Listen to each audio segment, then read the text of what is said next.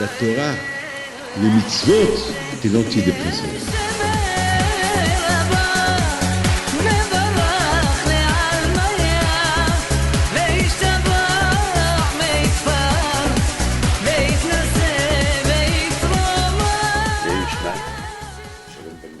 Shalom ben Miriam ben Yeshua. Dans la paracha de ces semaines qui arrivent, c'est la paracha que on voit combien Akadosh Baruch Hu, il s'est beaucoup rapproché des bénis Israël. Et la façon comment il s'est rapproché des bénis Israël, jusqu'à qu'il les a calculés. Il voulait savoir leur comptage, combien ils sont. Nous, ça, j'ai dit, c'est comme, par exemple, un berger, que de temps en temps, il compte son troupeau, pour voir si, surtout là où il y a beaucoup des loups et des renards, etc., etc., donc il compte, pour voir combien ils sont. Et étant donné que les bénis Israël, lorsqu'ils étaient dans le désert, ils ont fait le veau d'or et beaucoup de choses. De plus, nos sages disent que le monde, il s'est dit, c'est pas possible. Comment l'Égypte, qui c'est une puissance mondiale, ils se sont servis de vous comme des esclaves, ils n'ont pas violé vos femmes, ils n'ont pas été avec vos femmes, donc vous êtes tous des bâtards. Vous n'êtes pas un peuple pur, vous êtes des bâtards. Vous n'êtes pas des juifs. Alors, Akadosh Baruch Hu, il a fait il a compté chaque famille, et dans chaque famille, Hachem, il a ajouté un Yud. Dans chaque famille, par exemple, Benichou, alors on les a appelés Benichi, ou bien Azran, Azri, au Pinto, Pinti. Et voilà, c'est comme ça. Et toujours, il a ajouté un Yud à la fin. Pourquoi le Yud? Le Yud qui est un des noms d'Hachem. Qu'il est un des noms de Dieu, que Dieu veut dire, moi, Hachem, je certifie que cette famille-là, ils sont purs. C'est la folie, ça. Donc on voit que dans la paracha de Bamidbar, Nassau et Béalot, tous ces parachutes-là, c'est des parachutes où beaucoup on parle du comptage des Juifs. Combien des Juifs ils étaient? Combien ils étaient dans chaque famille, combien ils étaient dans chaque tribu. Un calcul. On s'est posé la question.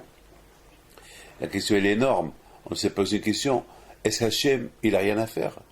Un de faire des Hachem, la Torah, elle aurait pu dire en résumé, il y a tant.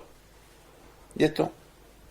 C'est pas la peine de dire en détail, cette famille, ils sont comme ça, ils sont tant, cette tribu, ils sont tant, et la famille de tel, et la famille de tel, la famille de tel, la famille de tel. On n'avait pas besoin de tout ça, entre vous et moi.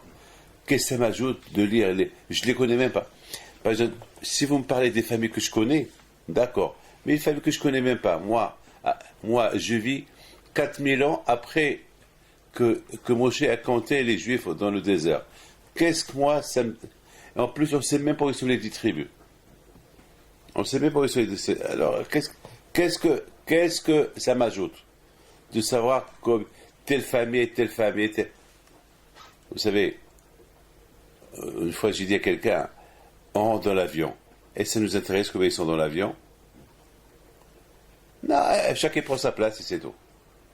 Bien sûr, on voudrait bien qu'il y ait une place vide à côté, comme ça on est plus à l'aise, mais ça y est, on n'est pas censé le savoir. Bon, peut-être les compagnies ils veulent avoir le plus de noms pour gagner de l'argent, mais c'est pas ça le cas de Akadosh Baruch Hu. Pourquoi la Torah, elle détaille tellement le nombre des familles? Maintenant, vous comprenez que, et comme j'ai expliqué cette semaine, j'ai dit que Akadosh Baruch Hu, Lorsqu'Am Israël, ils vont dans le chemin d'Hachem, alors Akadosh Baruch Hu, il les protège, il les surveille, il les compte comme un berger qui compte son troupeau. En plus, on voit que Akadosh Baruch Hu, il a associé son nom, le Yud, son nom, une lettre de son nom, dans le peuple d'Israël. Et pourquoi Akadosh Baruch Hu a associé son nom? Non seulement pour dire aux gens, aux nations, voilà, moi je témoigne, moi Hachem je témoigne, qui sont purs. Vous imaginez c'est quoi le nom d'Hachem? Alors, si vous écrivez le Yud en complet, c'est 26. Parce que pour écrire Yud, alors si vous voyez comment c'est extraordinaire, si on écrit le Yud, vous allez voir comme ça. Voilà ce qu'on va trouver. C'est le chiffre 20. Si on écrit le Yud, c'est le chiffre 20. Parce qu'il y a un Yud, un Vav, un Dalet. C'est le chiffre 20. Et vous savez, toujours lorsqu'on fait un calcul, on ajoute une lettre complémentaire. Alors, 20 plus la lettre complémentaire, ça fait 21. Et le chiffre 21, c'est le plus grand nom de Dieu qui existe. C'est Ekié. Un des noms d'Hachem qui s'appelle Ekié. Vous imaginez c'est quoi ça? Et le nom Ekié, parce que vous savez que Hachem il a beaucoup de noms. Et le nom Ekié, c'est le premier nom que Hachem il avait avant la création du monde. Parce que tous les noms que Hachem il a, chaque nom il représente une force divine d'Hachem. Mais le chiffre Ekié, c'est-à-dire jeter. Le mot Ekié, ça veut dire jeter. Ça veut dire que Hachem, on ne peut pas dire Hachem au présent, rien qu'au présent. Hachem, il est dans le passé, dans le présent, dans le futur, dans l'avenir. Hachem, il n'a pas, c'est pas c'était où il va être, c'est tout. Quand je crois, Huaya, Vouye, Huaya, Vouye. Quand je vois il était, il fut, c'est pas comme nous. Nous, on n'était pas là, on est arrivé, après on va plus être là. Quand je vois il est là tout le temps. Donc le mot Ekié, qui s'appelle le chiffre 21, c'est un nom, un des premiers noms qu'Akadosh Baruch Hu il avait. Avant que le monde a couronné Hachem, Akadosh Baruch Hu déjà il avait un nom. Le monde a couronné Hachem une fois que le monde fut le monde. Vous avez compris? Une fois que le monde fut le monde, alors chaque chose que Dieu fait, elle porte son nom par rapport à ce qu'il a fait. Mais le mot Ekié, c'est avant qu'il a fait. Avant qu'il a fait, il y avait déjà ce nom de Ekié. Et qu'il était là. C'est un nom mitziouti, c'est une présence. Toujours était présent. Lorsqu'il était seul, mais était présent. Alors écoutez très bien. Alors le chiffre Yud que Hachem a ajouté dans chaque juif, dans chaque famille juive, non seulement il veut déclarer la pureté du peuple juif, mais Hachem il veut dire une chose extraordinaire. Vous savez laquelle? Akadosh Baruch Hu veut dire que comme que moi j'étais, et on ne m'a pas donné de nom par rapport à quelque chose que j'ai créé.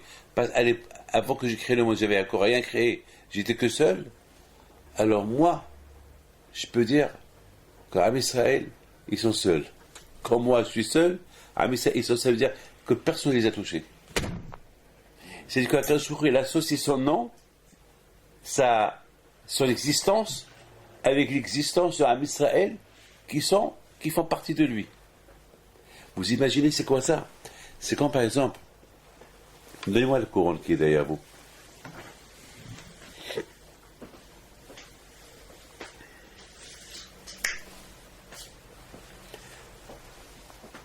Ça, c'est la couronne de la Torah. Ça, c'est une couronne qu'on met sur le Sefer Torah. Imaginez-vous qu'un roi, il n'y a que le roi qui peut porter cette couronne. Cette couronne, personne ne peut la porter, que le roi. Vous imaginez un citoyen qui prend cette couronne des mains du roi, il est condamné à mort. Il est condamné à mort. C'est ce qu'on appelle Mored Vamalchut, ce qu'on appelle il se révolte contre le roi.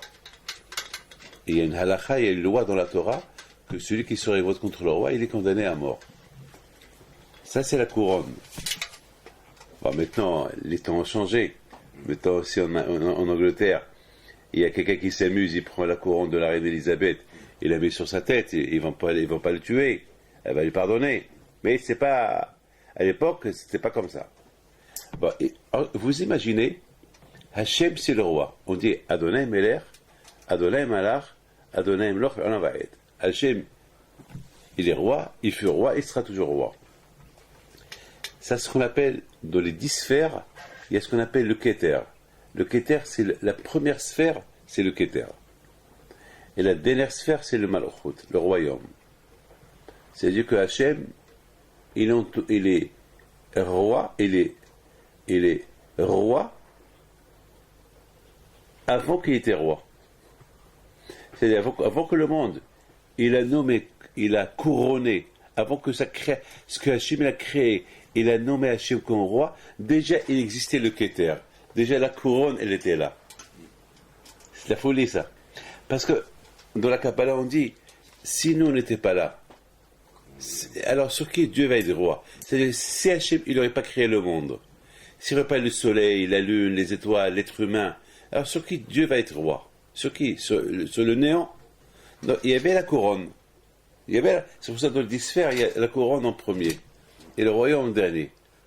Dans les 10 sphères, c'est comme ça. La couronne en premier. Pourquoi? C'est justement parce que Hachem, la couronne était là. Mais il n'y avait rien sur qui elle pouvait être roi. C'est la raison pourquoi, quand je vois en plus, on dit que Hachem est miséricorde. Alors, miséricorde sur qui? Sur qui? Sur personne. Donc, quand je vois, elle a créé le monde. Et lorsqu'elle a créé le monde, alors là, il peut exercer toutes ses bonnes qualités. Là, il a la couronne pour un but. Il est roi. Mais vous imaginez que Hachem, il associe sa couronne avec celle d'Ibn Israël. Il a mis sur la tête d'Ibn Israël parce qu'en nous donnant la Torah, et la Torah elle s'appelle Keter, et la Torah s'appelle Keter Torah, la Torah elle s'appelle la couronne, la Torah elle s'appelle couronne. Alors, on nous donnait la Torah, il nous a donné sa couronne. En associant son nom, le Yud, avec chaque famille juive, ça veut dire il nous a donné une partie de lui, à nous. C'est de la folie. Alors, on comprend tellement que Hachem, il aime Am Israël. Hachem, tellement qu'il aime le peuple juif. C'est quand je vois au il a associé son nom avec eux, il leur a donné sa couronne. Et en plus, il détaille le nombre de juifs qu'ils étaient, combien ils étaient. C'est-à-dire que tellement ils étaient importants pour lui, qu'Akadosh Baruch Hu, il s'est dit, de la même façon que j'écris des mitzvot dans la Torah, alors je vais écrire leur comptage en chiffres numériques pour chaque famille et chaque tribu. Je voudrais vous dire quelque chose. Si maintenant on a un chiffre qui s'appelle 1 milliard, il y a un chiffre qui s'appelle million, il y a un 0, il y a un 10, il y a un 100, il y a un 1000, il y a un 10 000, il y a un million, il y a un milliard, il y a un trilliard, il y a aussi des, je sais pas quoi, on va aller. S'il manque un 0, si on veut mettre 1 milliard, il manque un 0 dans le milliard. Donc c'est plus 1 milliard. Ça va falsifier tout le chiffre. C'est même pas 1 milliard et c'est même pas 1 million. Parce qu'il manque 1 milliard, il manque un chiffre, on ne sait pas quoi. Maintenant, s'il y a 1 million et on ajoute un chiffre, c'est plus 1 million, s'il y a encore des chiffres, donc ça peut aussi falsifier le chiffre.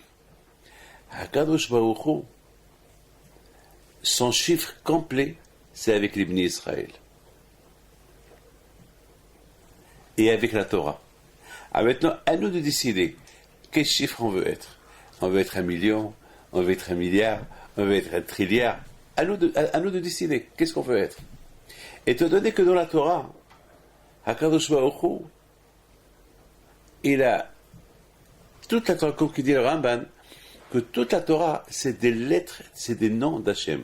Parce que si vous calculez toutes les lettres de la Torah, et vous calculez tous les noms d'Hachem, vous allez trouver vous allez trouver que ça correspond exactement les mêmes lettres de la Torah, exactement ça correspond le même chiffre des noms d'Hachem. C'est-à-dire que dans la Torah, il y a la Torah, il y a les lois, il y a les noms des bénis Israël, il y a l'histoire, il y a les noms de Dieu. C'est la folie. C'est la folie. Et tout cela pourquoi Hachem, il veut associer, il veut dire au peuple juif, de la même façon que j'étais, vous étiez. De la même façon que je suis, eh ben vous êtes. Je serai, eh ben vous serez vous aussi. Mais tout cela quand lorsque vous respectez la Torah. Ah maintenant, il y a un midrash extraordinaire. Il y a un midrash qui dit comme ça. Il y a un midrash qui dit que au moment que Hachem il a dit à Moshe Rabbeinu, fais le calcul. Ça veut dire faire le calcul, ça veut dire qu'Akadosh Baruch Hu, il met les Juifs il les met sur l'estrade. C'est-à-dire, on calcule uniquement quelqu'un qu'on aime. On ne va pas calculer quelqu'un qu'on n'aime pas. Alors Hachem il dit calcule comme un berger qui compte. Fait le comptage comme un berger. Ça veut dire qu'il y a quelque chose ici. Alors maintenant, le Midrash il dit, ça c'est rapporté dans ce livre-là de Vaïchi Yosef. Il dit le Midrash, Lama c'est Oetrosh, pourquoi Kadosh Baruch Hu il veut qu'on calcule, on fait le comptage des Juifs?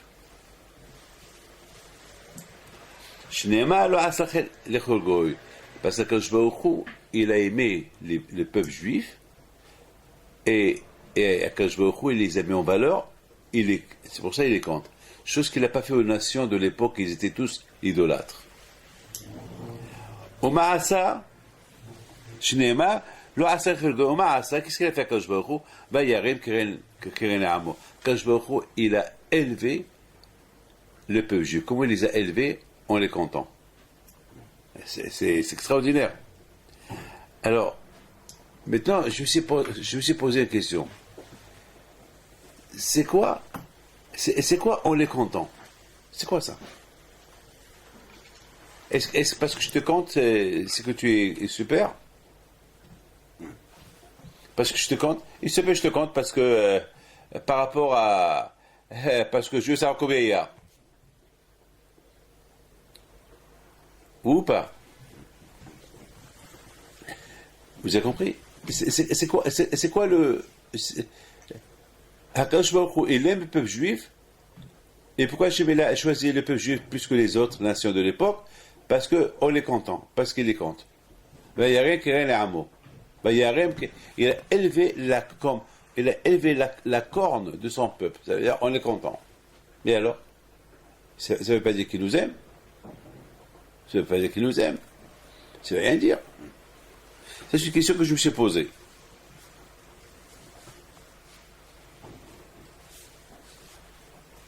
Et dans le livre, Yosef aussi se pose cette question.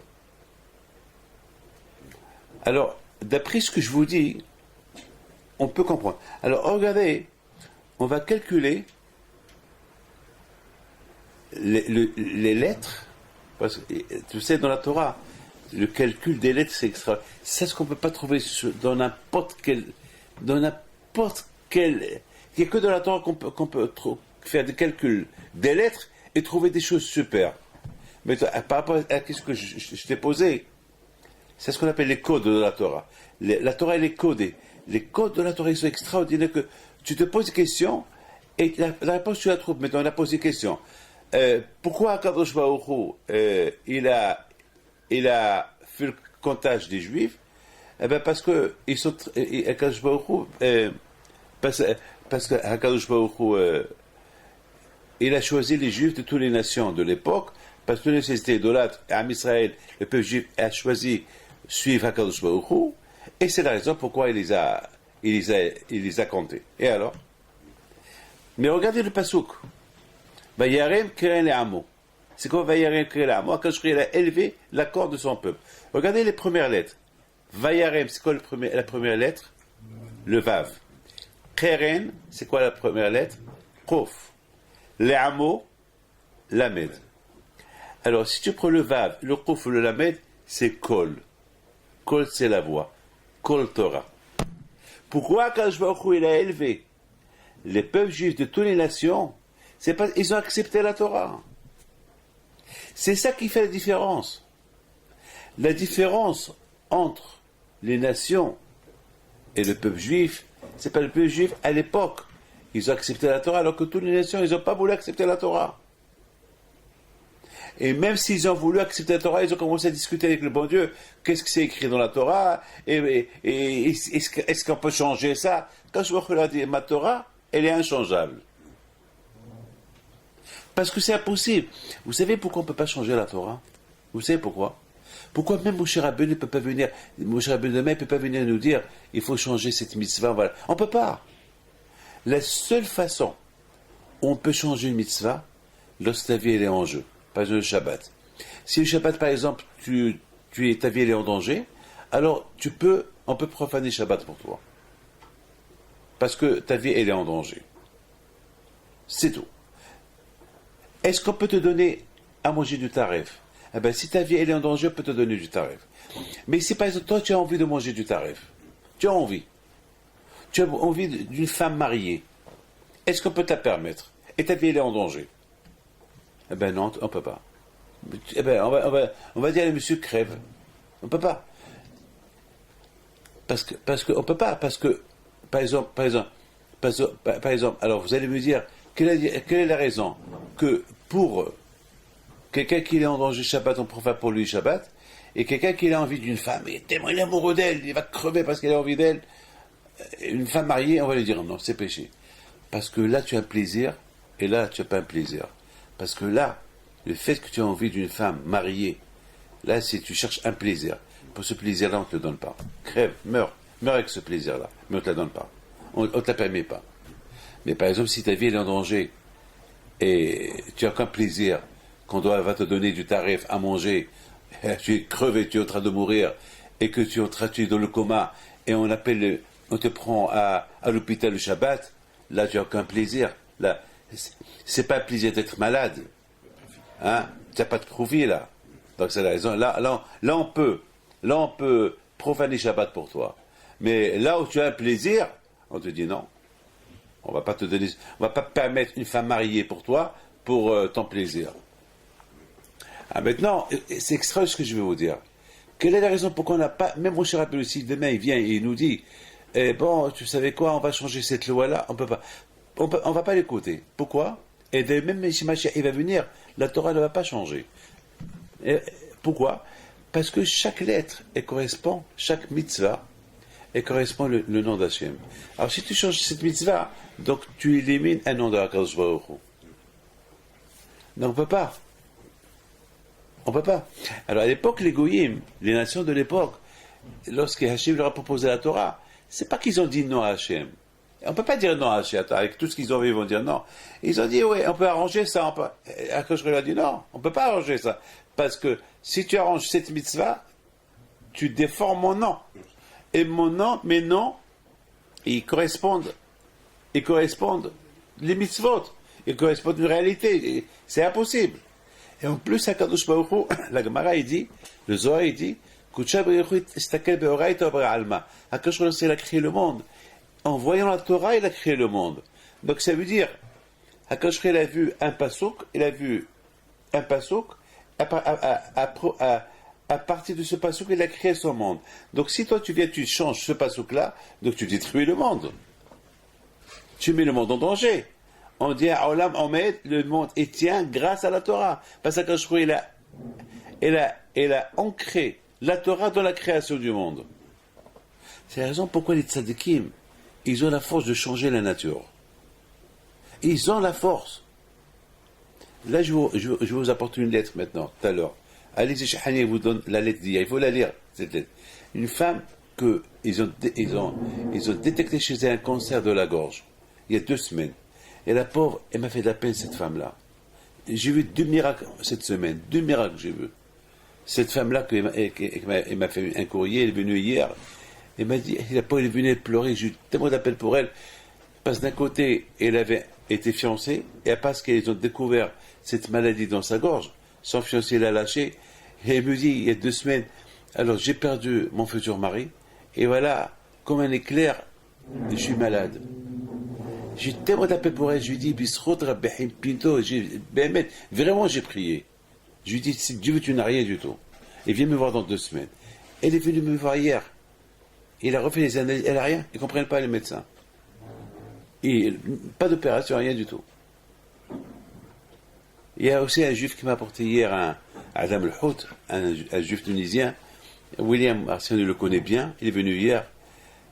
Il fallait voir, il y a un mois lorsqu'il est venu me voir, il était dans tous ses états, déjà le pauvre, sa femme elle a divorcé, il tombe sur lui cette maladie, et tellement j'ai eu de la peine pour lui, le pauvre, tellement que j'ai eu de la peine pour lui que j'ai dit à Hachem, bébé, c'est dommage que c'est qu'on pouvait, si on pouvait prier, si Hachem pouvait accepter nos prières comme qu'ils ont accepté ces 2 semaines, bébé, c'est Hava que j'ai pas demandé que Mashiach il vient. Il serait venu Mashiach. Bémet, dommage. Dommage, j'ai pas demandé Mashiach. Il a pleuré. Je lui ai dit, tu sais quoi? Va refaire tes analyses. Il les a refait, ils ont dit qu'il a la maladie. Il a dit, je vais le refaire chaque semaine. Chaque semaine, je vais le refaire. Mais dans un endroit différent. Chaque semaine, il m'a annoncé qu'il n'y a plus rien. Hier, il vient m'annoncer qu'il n'a plus rien. Personne ne comprend rien. Aucun ne comprend. Aucun ne comprend. Moi aussi, je ne comprends pas. Enfin, moi, je suis tellement habitué à ça que... Il n'y a rien à comprendre. Il n'y a rien à comprendre.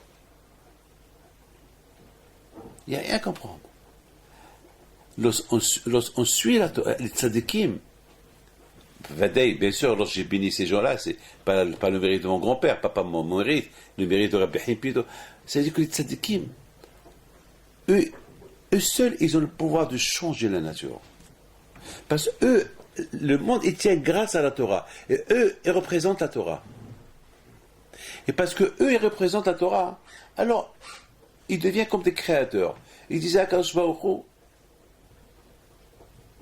je respecte la Torah, je suis associé à toi, ta couronne elle est sur ma tête, ton nom il est sur moi, alors, je vais changer cette nature. Et Akash lui dit, fais-le. Fais ce que tu veux. Fais ce que tu veux. Fais.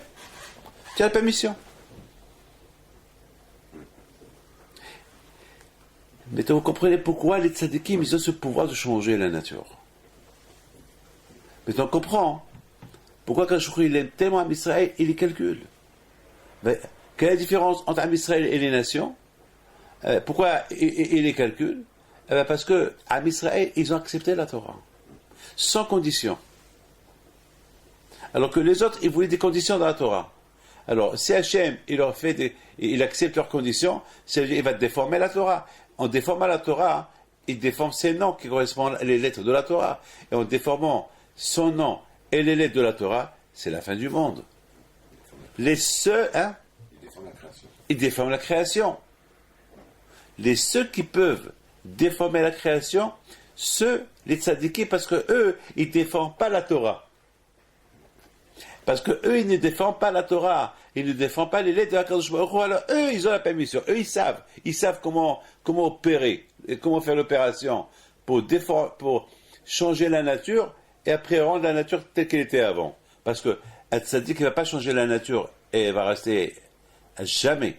Un tzadik, il va changer la nature uniquement pour la raison qu'il a, et après la nature, elle redevient ce qu'elle était. Comme il y a une histoire d'un grand tzaddik au Maroc, le vendredi, il devait enterrer un grand tzaddik, Rabbi Sachab ala Ma'ayan ala Vashalom, il a arrêté le soleil. Il a arrêté le soleil tant que les Juifs, ils enterrent le tzaddik, et que chacun rentre chez lui à la maison. pour ne pas laisser le mort sous le soleil, dans le désert pendant tout le Shabbat. Et après, il leur a dit, une fois qu'il l'a enterré, il leur a dit, allez, faites vite, rentrez chez vous, il fait déjà nuit. Parce que dès que vous rentrez chez vous, il va faire nuit. Et dès que tous ils sont partis chez eux, c'était déjà la nuit. Mais il a arrêté le soleil. Comme Yoshua ben Nun. Lorsque Yoshua ben Nun, il a fait la guerre contre les 36 nations, il a dit, Shemesh Begiv'an Dom. Il a arrêté le soleil 36 heures. 36 heures, le soleil n'a pas bougé. D'ailleurs, j'ai entendu que dans la science, les grands scientifiques, ils ont découvert que la Lune, il y avait certains moments que la Lune, elle n'a pas fait son travail et que le Soleil n'a pas fait son travail. Mais ils ne savent pas comment. Ils ne comprennent pas comment. Pour eux, le Soleil, il était arrêté pendant quelques jours. Ils ne comprennent pas. Mais s'ils ont la émouna en Dieu, eh bien, qu'ils prennent le livre de Yeshua, ils vont voir que Yeshua, il a arrêté le soleil 36 heures. Et ils ne vont pas croire. Ils ne vont pas croire. Il y a beaucoup de fois de tzadikim, ils ont changé la nature. Mais jamais le tzadik va changer la nature contre la nature de Dieu. Il a changé uniquement la nature pour des raisons qu'il a. Mais après, la nature, elle redevient nature. On n'a pas vu un tzadik qui va décréter qu'il n'y aura plus de mort. Non. Il va ressusciter quelqu'un, mais ce quelqu'un va pas rester vivant éternellement, après il va mourir. Donc maintenant, c'est ça, va yarem keren le hamo. Maintenant on comprend très bien pourquoi quand il a calculé les Juifs plus que toutes les nations de l'époque, et pourquoi quand il a quelle est la différence? Parce que ils ont Kol, ils ont la Torah. Et parce qu'ils sont attachés à la Torah, et quand j'ai expliqué que les lettres de la Torah, ils font partie des noms d'Hachem, alors Akadosh Baruch Hu, il les a calculés, Hachem, il a associé les familles juives avec la Torah, à tel point qu'il a écrit toutes les familles juives dans la Torah. C'est de la folie. Bémet, c'est de la folie. C'est de la folie.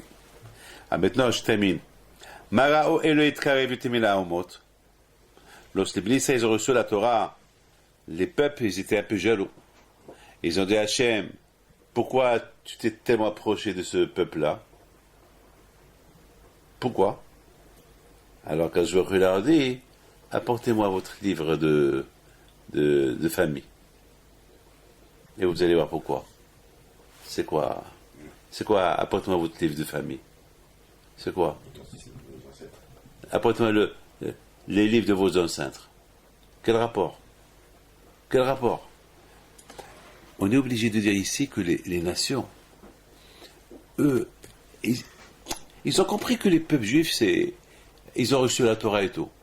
Mais ils n'ont pas compris cette approche de Dieu vers eux. Ça, ils n'ont pas compris. Mais pourquoi? Pourquoi Hachem, on sait que tu leur as donné la Torah. On sait que nous, on t'a refusé la Torah. Mais on ne savait pas que tu allais être tellement proche d'eux. On ne savait pas que tu allais être tellement proche. Mais pourquoi tu es tellement proche d'eux? Ça, on ne savait pas, ça. Ça, c'est peut-être qu'on découvre que tu es très proche d'eux. Tu ne nous as pas dit que si nous, on aurait accepté la Torah, tu aurais été très proche de nous. Là, quand je leur ai dit, ce que vous n'avez pas compris, vous avez compris pourquoi vous n'avez pas accepté la Torah. C'est parce que vos parents ne vous ont pas éduqué. Vos parents, ils ont vécu ce que le peuple juif,